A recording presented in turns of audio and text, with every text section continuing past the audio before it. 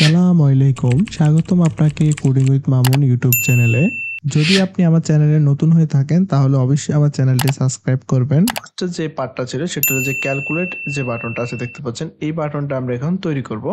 এটা আসলে কিভাবে আমরা তৈরি করব সেই বিষয়টা এখন দেখার চেষ্টা করব এবং এখানে কালার অ্যাড করব। দেন কিছু আমরা কালারগুলোকে আমরা কনস্ট্যান্ট করে দেব, কারণ এই কালারগুলো আমরা চেঞ্জ করব না। সেক্ষেত্রে যে কালারগুলো আমরা চেঞ্জ করব না, যে প্রপার্টিগুলো আমরা চেঞ্জ করব না, সেই প্রপার্টিগুলোকে আমরা কনস্ট্যান্ট করে দেব, কারণ কনস্ট্যান্ট করলে আমাদের অ্যাপসের রেসপন্সটা বেড়ে যাবে। সেটা অলরেডি আপনারা জানেন, আমার ভিডিও থেকে ফাইনাল এবং কনস্ট্যান্ট ভিডিওটা দেখে নিয়েছেন, সেটা আমি মনে করব।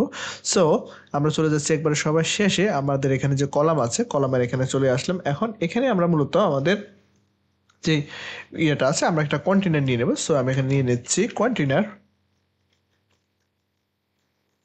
এখন কন্টেনারের ভিতরে আমরা কি ব্যবহার করব? কন্টেনারের ভিতরে ফার্স্ট অফ অল আমরা এখানে দিতে পারি কালার, কারণ কন্টেনার কালারটা কিন্তু চেঞ্জ, ডিফারেন্ট একটা কালার এবং আমরা কালারের যে কোডটা আছে সেই কোডটা আমরা এখন ব্যবহার করব। তো আমরা দিচ্ছি 0x, তারপরে FF, তারপরে EV1.23345, এটার আমি একটা কালার দিয়ে দিচ্ছি। এখন মার্জিন দেব আমরা, মার্জিন দেখেন, এখন নতুন একটা মার্জিন দেবো। আমরা চাচ্ছি যে আমাদের যে স্ক্রিনের যে মার্জিনটা থাকবে তার সব থেকে হবে না, আমরা জাস্ট একটা স্পেসিফিক জায়গা থেকে নেব, সেটা হলো যে আমাদের টপ থেকে নেব। আমাদের যে ডিজাইনটা দেখতে পাচ্ছেন আপনারা, এই ডিজাইনে কিন্তু মূলত আমাদের বটম পুরো লেগে আছে স্ক্রিনের সাথে, জাস্ট আমাদের টপটা যে কন্টেনারগুলো আছে সেখান থেকে কিন্তু কিছুটা মার্জিন হয়েছে। তো আমরা জাস্ট একটা সাইড থেকে মার্জিনটা নেওয়ার চেষ্টা করবো। সেই জন্য আমরা একটা প্রপার্টি ব্যবহার করবো, সেটা হলো যে অ্যাড ইনসেট। আমরা এখানে অল ব্যবহার করবো না, আমরা এখানে জাস্ট অ্যাড ইনসেট অনলি ব্যবহার করবো। ওকে, মানে অনলি জাস্ট আমরা একটা সাইডে দেবো। তো আমরা অনলি কোন সাইডে দিতে চাচ্ছি? আমরা দিতে চাচ্ছি টপ সাইড।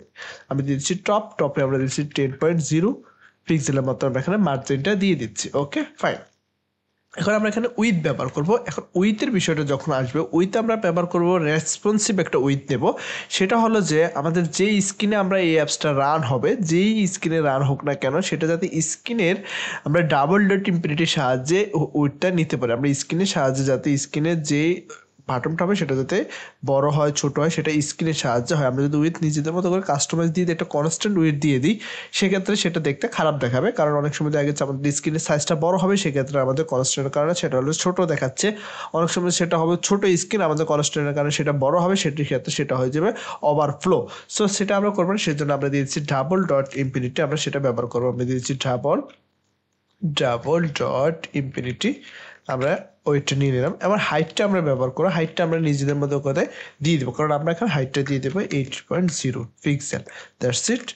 এখন আমরা ফাংশনটাকে রান করে নিচ্ছি। তো অ্যাপসটা হলো এই অ্যাপসটা দেখতে পাচ্ছেন অলরেডি আমাদের কিন্তু এখানে কি চলে এসেছে, আমাদের একটা বাটন চলে এসেছে এবং আমাদের স্ক্রিনে যে সাইজটা আছে সেই সাইজ অনুসারে কিন্তু আমাদের বাটনটা হয়ে গেছে। তো এখন মজার বিষয়টা হলো এই যে কালারটা আছে এটা কিন্তু আমাদের একটা কনস্ট্যান্ট কালার এবং এটা আমরা চেঞ্জ করবো না। আমাদের এখানে যে কালারগুলো দেখতে পাচ্ছেন সেটা আমাদের কনস্ট্যান্ট কালার, এবং যে বাটনের যে হাইটটা দেখতে পাচ্ছেন সেটা কিন্তু আমাদের কনস্ট্যান্ট একটা হাইট, এগুলো কিন্তু আমরা চেঞ্জ করবো না। তাহলে আমরা কি পারি যে এই হাইটগুলোকে আমরা আসলে কনস্ট্যান্ট করে দেবো, কারণ এই কালারগুলো যাতে আমরা চেঞ্জ করবো না, তাহলে এই কালারগুলোকে আমরা কিন্তু কনস্ট্যান্ট করে দেবো। তো ফার্স্ট অফ অল আমরা যেটা করতে পারি সেটা হলো যে আমাদের মেইন ক্লাসের উপরে প্যাকেজের উপরে আমরা চলে যাব। এখানে আসে জাস্ট আমরা কি করব, কস্ট আমরা এখানে প্রথমে bottom container height is equal to আমরা দিয়ে দিতে পারি এখানে 8.0 পিক্সেল। এটা হলো আমাদের বটমের যে হাইটটা আছে সেটা। এখন আমরা এখানে দিতে পারি কালার আমরা দিচ্ছি অ্যাক্টিভ। বিষয়টা হলো আমরা এখানে যে কালারটা আমরা এখানে কনস্ট্যান্ট করে ফেলেছি সেটা হলো যে আমাদের এই যে কালারটা দেখতে পাচ্ছেন, এই কালার প্রপার্টিটা কিন্তু আমরা এখানে সবগুলোতে ব্যবহার করেছি। সো আমরা কিন্তু এখান থেকে এই কালারটাকে কিন্তু আমরা এখান থেকে কিন্তু কপি করে নিয়ে যেতে পারি। তো আমরা এখানে কালার ডট আমাদের যে প্রপার্টিটা আছে এই প্রপার্টিটাকে আমরা এখান থেকে কপি করে নিয়ে গেলাম। That's it. এবং আমরা এখানে কনস্ট্যান্টের মধ্যে সেটাকে আমরা পেস্ট করে দিলাম। That's it. আমরা এখানে কালারটাকে এখানে দিয়ে দিলাম। Okay fine. আমরা একটা কালার দিয়ে দিচ্ছি active colour. Okay fine, active colour একটা দিয়ে দিচ্ছি, কনস্ট্যান্ট করে নিয়েছি। এবং আবার যেটা কনস্ট্যান্ট আছে সেটা হলো যে বটম যে কালারটা আছে কনস্ট আমরা দিয়ে দিতে পারি বটম